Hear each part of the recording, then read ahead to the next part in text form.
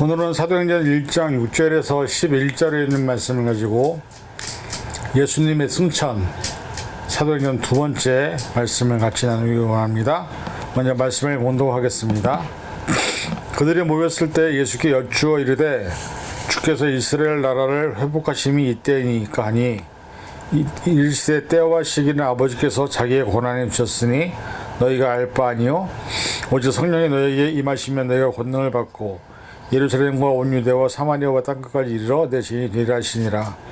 이 말씀을 마치시고 그들이 보는 데 올려져 가시니 구름이 그를 가리어 보이지 않게 하더라. 올라가실 때에 제자들이 자세히 하늘을 쳐다보고 있는데 흰 옷 입은 두 사람이 그들 곁에 서서 이르되 갈릴리 사람들은 어찌하여 서서 하늘을 쳐다보느냐.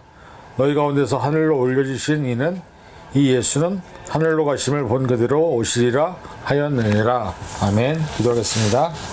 사랑해 주님 감사합니다. 오늘 이 시간도 우리가 사도행전의 말씀을 두 번째를 통해서 예수님의 승천과 그 의미, 그리고 우리에게 말씀하신 지상명령을 같이 함께 나누기 원합니다. 말씀 안에서 우리에게 주시는 뜻을 깨달게 하시고 깨달은 것을 삶으로 실천해서 하나님 앞에 칭찬받을 수 있는 믿음을 될 수 있도록 붙잡아 주옵소서. 감사드리며 예수님의 이름으로 간절히 기도하옵나이다. 아멘. 지난주에 우리는 사도행전에 있는 말씀을 통해서 예수님의 유언, 그 다음에 성령의 약속을 중심으로 말씀을 살펴보았습니다. 예수님은 사도들과 제자들에게 땅끝까지 이르러 복음의 증인으로 살라고 유언을 남기셨고, 비록 그러한 삶이 힘들고 어려울지라도 그래도 성령을 통해서 우리가 권능과 담대함을 통해서 복음의 증인으로 살 것을 당부하셨습니다. 저와 여러분이 정말 예수님의 제자라고 믿고 있다고 한다면 우리 예수님이 우리에게 맡기신 사명과 유언을 잊지 말아야 합니다. 그리고 우리에게 맡겨진 사명인 지상 복음의 전파를 위해서 우리가 사람을 낚는 어부가 되어야 될 줄 믿습니다. 오늘은 뒤를 이어서 예수님이 승천하시는 모습을 통해서 예수님이 다시 오실 메시아로 우리의 삶에서 어떻게 적용되는지를 살펴보기 원합니다. 크리스천들에게 있어서 예수님의 승천과 재림 메시아는 참으로 중요한 역할을 합니다. 왜냐하면 우리가 이 땅에서 크리스천으로 힘들고 어려운 상황 속에서도 믿음과 신앙을 지킬 수 있는 유일한 이유가 바로 다시 오실 메시아를 기다리고 있기 때문입니다. 그래서 사실은 우리가 신랑을 기다리는 신부와 같은 존재이기 때문에, 그래서 요한계시록 22장에는 이런 말씀이 있습니다. 22장 16절에서 21절. 나 예수는 교회들을 위하여 내 사자를 보내어 이것들을 너에게 증언하게 하였노라. 나는 다윗의 뿌리요 자손이니 곧 광명한 새벽별이라 하시더라. 성령과 신부가 말씀하시기를 오라 하신도다. 듣는 자도 오라 할 것이요 목마른 자도 올 것이요 또 원하는 자는 값없이 생명수를 받으라 하시더라. 내가 이 두루마리의 예언의 말씀을 듣는 모든 사람에게 증언하노니 만일 누구든지 이것들을 외에 더하면 하나님 두루마리에 기록된 재앙들을 그에게 더하실 것이요 만일 누구든지 두루마리의 예언의 말씀에서 제하여 버리면 하나님이 두루마리에 기록된 생명나무와 및 거룩한 성에 참여함을 제하여 버리시리라. 이것들을 증언하신 이가 이르시되 내가 진실로 속히 오리라 하시거늘 아멘. 주 예수여 오시옵소서. 주 예수의 은혜가 모든 자들에게 있을지어다. 아멘. 이렇게 기록되어 있습니다. 성령과 함께 신부인 예수님의 증인인 우리들은 예수님을 복음을 증거하는, 그리고 모든 사람들에게 값없이 생명수를 주실 것이라고 말씀하고 있습니다. 그래서 귀 있는 자는 성령이 하시는 말씀을 들을지어다라고 계속 반복해서 하시는 이 말씀은 예수님의 말씀을 듣고 믿고 입으로 시인해서 구원함을 얻은 모든 사람들에게 은혜를 주시며 그들에게 천국의 약속을 주시고 있다는 것을 깨달아야 합니다. 그래서 오늘 이 시간에 이 말씀을 통해서 우리에게 주시고자 하는 의미가 무엇인지를 말씀을 통해서 좀 깨닫기 원합니다. 일단 6절에 보니까는 저희가 모였을 때에, 즉 저희는 사도들을 말하죠. 그리고 그들이 모인 곳은 예루살렘 동편에 있는 감람원이라는 산이었습니다. 예수께서 묻자와 가로되, 이 묻자와라는 에로톤이라는 말은 미완료 과거형으로서 제자들이 반복하여 질문했음을 암시하고 있습니다. 주께서 이스라엘 나라를 회복하시면 어느 이때니까 하니라고 물었습니다. 사실은 예수님의 약속에 의해서 제자들은 많은 오해를 하고 있었습니다. 그들은 예수님이 이 땅에 오셔서 자신들을 로마의 통치권으로부터 구원해 줄 것을 기다리고 있었죠. 그래서 대망 사상인 메시아 대망 사상을 갖고 있었습니다. 그러나 그들이 원했던 그 시간대가 바로 예수님이 또 하나님 말씀하신 시간대랑 달랐다는 것이죠. 우리가 예수님을 구주로 영접하고 말씀을 따르며 살아가는데, 사실 우리가 예수님께 뭔가 원하고 바라는 것이 있다고 한다면 사실 그것은 잘못된 신앙의 출발을 의미하는 것입니다. 마가복음 10장 35절에서 45절에 보면 예수님의 제자들이 예수님에게 예수님이 왕이 되시면 나는 좌편에 나는 우편에, 그 다음에 크고자 하는 어떤 자기 자신들의 마음속에 있는 욕심들을 드러냅니다. 그런데 중요한 것은 뭐냐면, 우리가 예수를 믿을 때 예수 믿으면 복 받는다, 예수 믿으면 잘 된다, 이 개념으로만 예수를 믿어서는 안 된다고 얘기하시죠. 왜냐하면 예수님은 그 말씀을 통해서 뭐라고 말씀하시냐면, 너희가 사람을 낚는 어부가 되려 함이라, 그리고 내 몸을 대속물로 주려 하겠다고 말씀하고 있기 때문입니다. 중요한 것은 뭐냐면, 우리가 사람을 나는 어부로서 복음을 전하는 증거자가 되어야 되지, 예수를 믿기 때문에 내가 원하고 바라는 모든 것들이 다 이루어진다고 믿는다고 한다면 그것은 정말로 어리석은 신앙의 모습이라고 말할 수 있다는 것입니다. 예수님과 함께 3년 동안 신앙생활을 했던 그 제자들은 예수님이 죽은 사람도 살려내고 각색 병자들도 고치시고 기적을 행하시는 것을 계속 보았습니다. 그리고 사람을 나는 어부 자리에서 예수님의 능력과 권능만 있으면 자신들이 바라고 원하는 모든 것들이 이루어질 거라고 생각했습니다. 근데 우리가 그것을 뭐라고 말합니까? 바로 기복시장이라고 얘기합니다. 그래서 결국 그렇게 되지 않자 제일 먼저 들어간 게 뭐냐면 가룟 유다의 배신이었습니다. 가룟 유다는 예수님의 죽음 예언에 대해서 실망했기 때문에 결국 예수님을 팔아넘길 수밖에 없었다는 것이죠. 예수님의 십자가와 처형과 죽음에 대한 이야기를 통해서 제자들은 그 기대를 무너뜨렸습니다. 그리고 40일 동안 예수님이 돌아가신 후에, 부활하신 후에 40일 동안 10번이나 다시 만나서 제자들을 영적으로 회복시키고 복음 열정을 회복시키는 모습을 우리는 보게 됩니다. 근데 사실 이것은 지금 21세기를 살아가는 우리들도 똑같습니다. 저와 여러분들은 그리스도인 예수님 제자들입니다. 그래서 예수님이 믿고 의지하고 따라가는 길이 비록 힘들고 어렵다 할지라도 우리에게 말씀을 통해서, 예배를 통해서, 기도를 통해서, 찬양을 통해서, 때로는 우리의 묵상을 통해서 계속 우리에게 찾아오십니다. 그리고 우리를 깨우십니다. 근데 중요한 건 뭐냐면, 우리가 너무 각박하고 너무나 세상적으로 물들어 있어서 그 깨우심에 대해서 우리가 반응하지 못하고 오히려 세상으로 더 흘러가는 모습들을 보게 된다는 것이죠. 예수님이 언제 오십니까? 라고 질문하던 이 제자들의 모습이 우리의 모습이 아닙니까? 때로는 우리가 이런 여러 가지 상황을 보면서 예수님이 언제 오실까라고 우리는 질문합니다. 근데 거기에 대해서 일단 실제로 이렇게 대답을 하시죠. 때와 기한은 오직 아버지만 아신다. 아버지께서 자기의 권한에 주셨다는 것이죠. 왜냐하면 중요한 것은 뭐냐면, 우리에게 맡겨진 사명은 내가 하나님이 부르시는 그날까지 감당하는 것입니다. 그래서 우리가 최선을 다해야 하는 것입니다. 저와 여러분이 우리의 미래를 모르는 것이 어떻게 보면 참 축복입니다. 만약에 내가 미래에 아니면 앞으로 언제 몇 날 몇 시에 죽을 걸 안다고 한다면 어디 두려워서 살 수 있겠습니까? 근데 중요한 것은 뭐냐면, 우리에게 주신 그 시간이 언제까지인지 모르지만 우리는 하나님의 권한에 주셨던 그 시간대 안에서 우리는 최선을 다해서 내게 주신 사명을 잘 감당하는 것이 우리에게 필요하다고 말씀하고 있습니다. 베드로후서 3장 10절에 보니까, 그러나 주의 날이 도둑같이 오리니 그날에는 하늘에 큰 소리가 떠나가고 물질이 뜨거운 불에 풀어지고 땅과 그 중에 있는 모든 일이 드러나리라고 말씀하고 있습니다. 재림에 대한 사건에 대해서 계시를 하고 있는 것이죠. 그래서 재림 때, 예수님의 재림이 있을 그 시간에 우리의 모든 것이 다 드러나게 된다는 것입니다. 그래서 우리가 그때까지 우리가 믿음 안에서 설 수 있는 유일한 방법은 성령 충만해서 성령과 함께 살아갈 때 우리가 모든 것을 능히 이길 수 있다고 말씀하고 있습니다. 그래서 주시는 말씀 1장 8절이죠. 성령이 너희에게 임하시면 너희가 권능을 받고, 예수님께서는 제자들에게 성령이 임하시면 하늘의 능력을 받게 될 것이다. 근데 그것은 저와 여러분들이 제자라고 한다면 똑같은 것이죠. 그 능력은 증인으로서 사역에 수행하는 데 필요한 능력을 말하는 것이지, 우리가 세상에 살아가면서 내가 원하고 바라는 길이 제목이 이루어지고 내가 바라는 어떤 꿈이 이루어지는 그 능력을 말하는 것이 아닙니다. 여기서 말하는 그 능력이라는 것은 복음의 증인으로 살아갈 수 있는 능력을 말씀하고 있는 것이죠. 근데 그 능력을 받으면 어떻게 되느냐? 예루살렘과 온 유대와 사마리아 땅까지 이르러 복음의 증인이 되리라.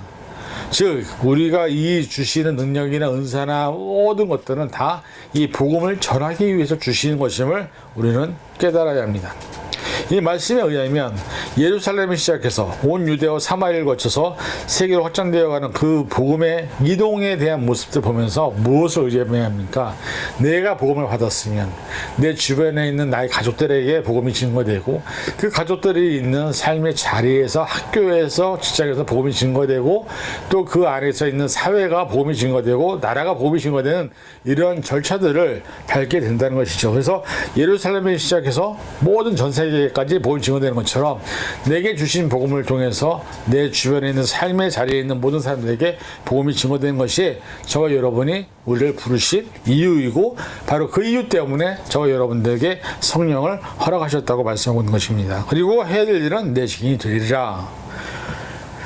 이 증인이라는 말은 사실은 순교적인 자세를 가지고 죽음을 두려워하지 않고 보고 들은 것을 증거하는 사람을 의미하고 있습니다. 그래서 예수 그리스도를 위해서 예수 그리스도에 대한 것들을 증거하는 증인이 되는 것이 바로 저와 여러분들이 감당해야 될 삶이라는 것이죠. 예수님이 세례를 받으실 때 성령과 능력으로 기름 부음받은 것처럼 우리도 기름 부음받은 사역을 수행할 수 있어야 한다는 것입니다. 그것이 성령이 우리에게 임하는 성령 세례를 의미하고 있는 것입니다.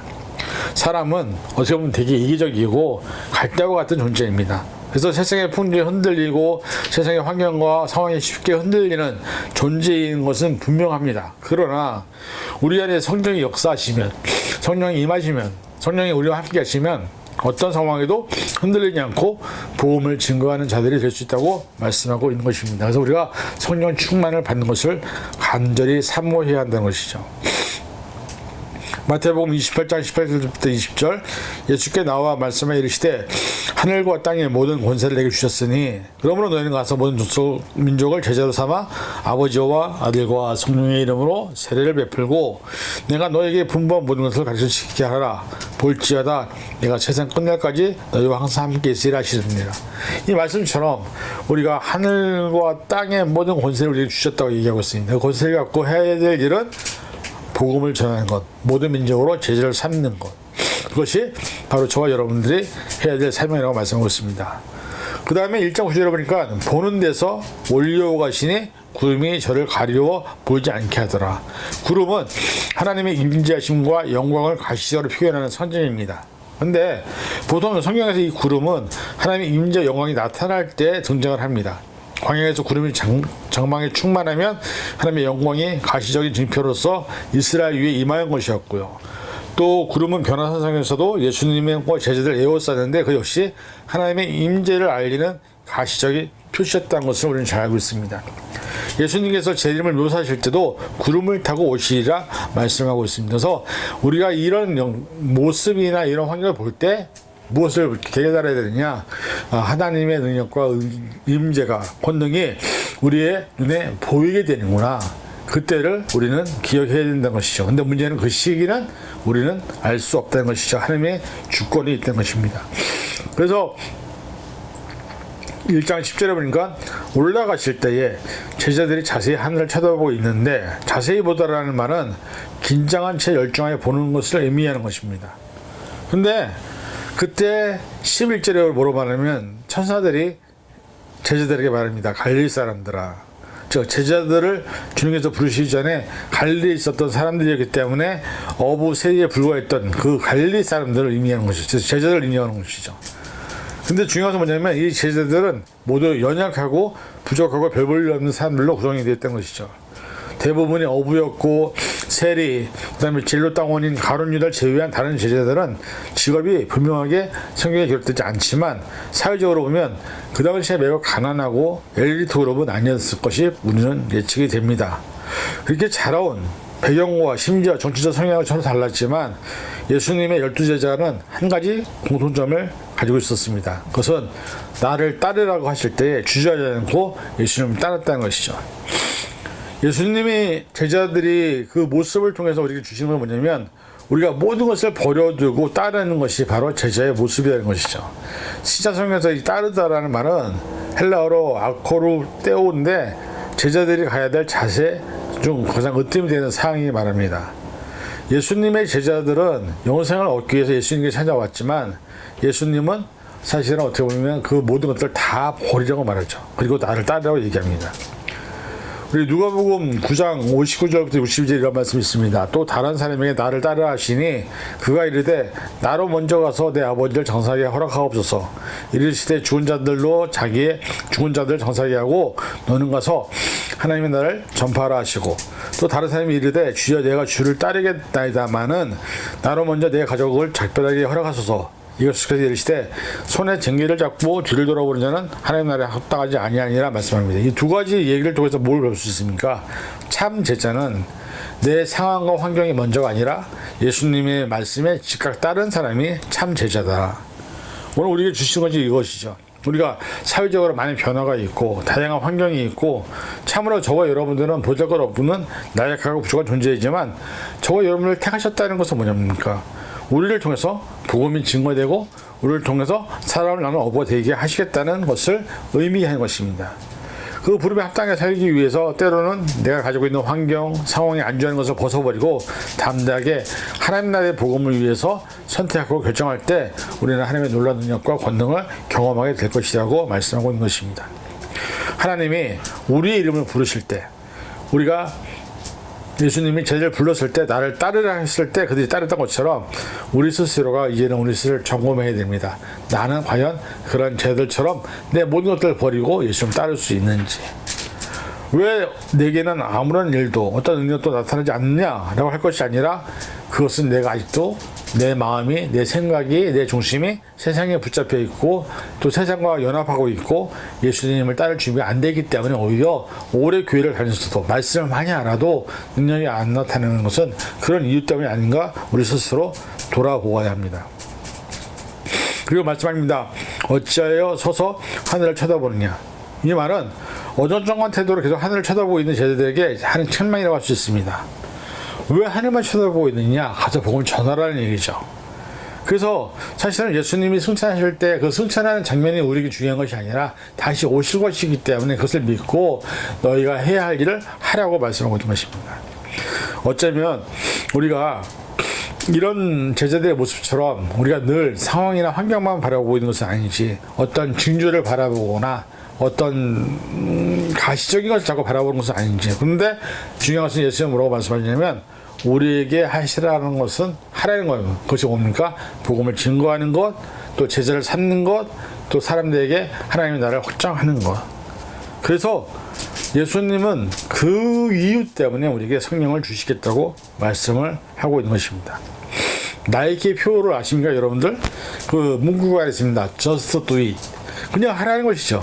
하다 보면 또 나가다 보면 그 안에서 하나님도 경험하게 되고 역사도 감당하게 되고 또 복음도 증거하게 된다는 것입니다.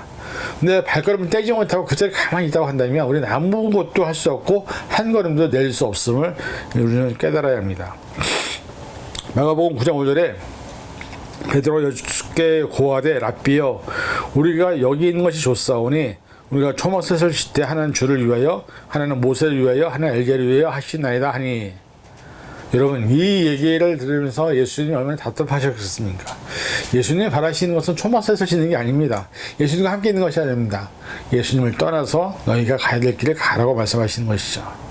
그래서 저와 여러분들이 이 시간에 우리에게 가정을 주신 것도 우리에게 사회적인 환경을 주신 것도 우리에게 나라를 주신 것도 또 우리에게 칭호를 주신 것도 상황을 주신 것도 다 왜? 복음을 증거하라고 그런 환경과 상황을 허락하셨다는 것을 우리는 기억해야 합니다. 빌립보서 4장 6절에서 9절 아무것도 염려하지 말고 다만 모든 일에 기도와 간구로 너희 구할 것을 감사함으로 하나님께 아뢰라. 그러면 모든 지각에 뛰어난 하나님의 평강이 그리스도 예수 안에서 너희 마음과 생각을 지키시리라.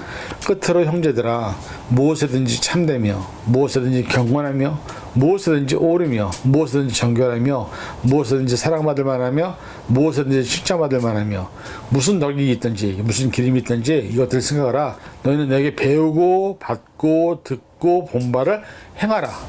그러면 평강의 하나님이 너희와 함께 계시리라. 여러분 모든 것이 다 때가 있습니다. 공부도 때를 놓치면 공부를 하고 싶어도 못합니다. 운동도 마찬가지죠.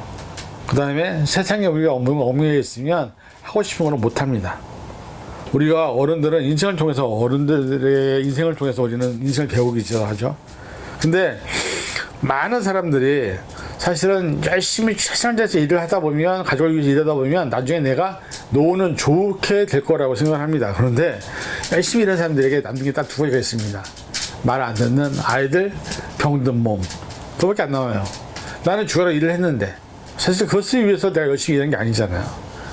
우리 교회 사역의 현장에도, 복음의 역사에도 우리가 예수를 믿는 이유가 그냥 세상적인 것도 안 누리고 또 내가 편안한 것을 누리기 위해서 하는 게 아니잖아요. 예수를 믿는 이유는 예수님이 주신 명령을 감당하기 위해서, 예수님이 주신 사명을 맡았기 때문에 우리가 예수님이 함께 하시고 있다는 것을 깨달아야 합니다. 하나님은 나중에 내가 너를 사용하시겠다고 말씀하신 것이 아닙니다. 지금 당장, right now. 그래서 우리가 교회에서도 지금 상황이 안 돼서, 환경이 안 돼서 내가 나중에 상황되고 환경되면 할게요라고 하시는 분들 많이 봤지만, 저는 그런 분들 보면서 한 번도 그렇게 하시는 분들 못 본 적이 없습니다. 왜? 그 상황과 그 환경이 나중에 내가 원하는 대로, 내가 바라는 대로 되지 않기 때문이죠. 중간에 병이 들 수도 있고 사고가 날 수도 있고, 때로는 심지어는 요즘에 그 지난번에 우리가 지나왔던 팬데믹처럼 사람이 죽을 수도 있습니다. 나중은 없습니다. 우리에게 당장 지금 just do it, 복음의 증인으로서 사명을 감당하는 것이 우리가 해야 될 사명인 것을 깨달으시고, 저와 여러분들이 예수님의 승천의 모습을 통해서 깨달아야 될 것은 내가 있는 이 자리에서, 내가 있는 이 환경에서 하나님의 나라의 복음의 증인으로 모든 사람들에게 제자를 삼는 것, 복음을 증거하는 걸 통해서 저와 여러분들에게 성령을 주셨다는 것을 믿으시기 바랍니다. 그래서 우리가 이제는 내가 옆에 있는 한 사람에게라도 복음을 증거할 수 있는 그런 믿음을 사셔서 하나님 만날 때에 칭찬과 인정을 받을 수 있는 믿음을 될 수 있기를 주님의 이름으로 간절히 축원을 드립니다. 기도하겠습니다. 사랑해 주님 감사합니다. 오늘 이 시간도 말씀을 통해서 예수님이 승천하시면서 우리에게 주신 명령을 다시 한번 기억합니다. 너희는 모든 사람으로 제자를 삼아 아버지의 이름으로 세례를 주고 그들을 하나님의 나라로 인도하라고 우리에게 말씀하고 있습니다. 우리에게 주신 성령을 통해서, 또 우리에게 주신 그 날을 통해서 재림의 예수님을 기다리면서 그 날까지 우리가 복음을 증거하는 증인들 될 수 있도록 붙잡아 주시옵소서. 감사드리며 예수님의 이름으로 간절히 기도하옵나이다. 아멘.